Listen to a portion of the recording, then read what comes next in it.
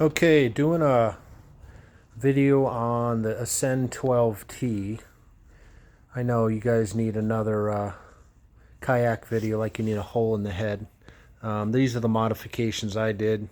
Not too complicated, nothing unusual, but a little bit different. So on the outriggers here, I put a cross beam through here.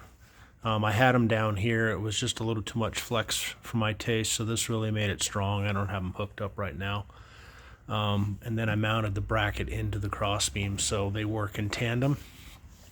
I keep my tackle box up here between my legs when I'm going so I don't have to reach behind the seat.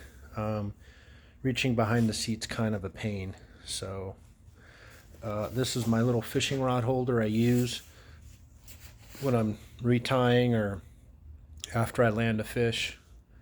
I can put it somewhere. I went with the Motor Guide 30 pound.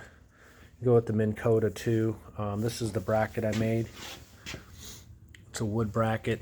Again, it's a doubled up piece of 3/4 inch and a half, and I have it bolted through, so it's really strong. This is my DC motor governor, which I just bought on Amazon. I didn't want to make one. It's waterproof. It's really sweet. So you just turn it on here.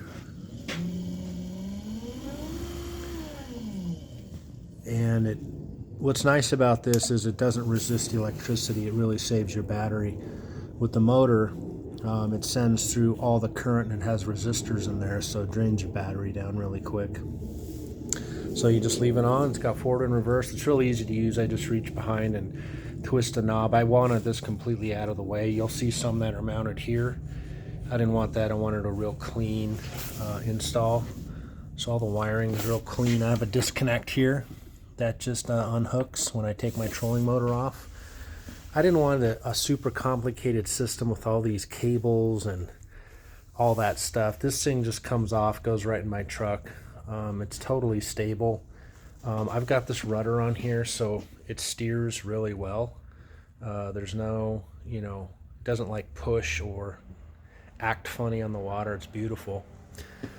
I did a PVC tube holder. I did mine a little bit different. It all comes out. I did these sleeves around here so it slips in here perfectly. It looks like the exact fit. Battery. I did the I can't remember the name of it, Eco something, but it's a 12 volt 50 amp, and I got the breaker right on the top. You see all the wiring is real clean. Got a tackle box back here full of crankbaits, and I'll probably end up just putting some. I'll leave this open. I don't really need anything back here. Let's see what else. And last thing, I moved the paddle down.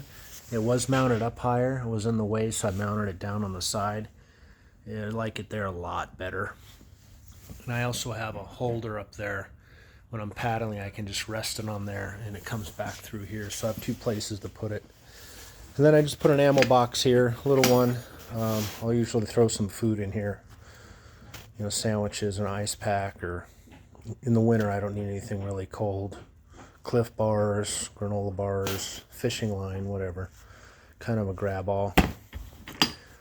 Waterproof. So that's it. Thing's super fun. Does what it needs to do. I raised the seat too, like most people. So I've got my little cutter on there.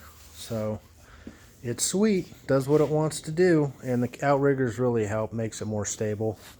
So for me, I like a little bit more stability. And then obviously got my stand-up pull line right here.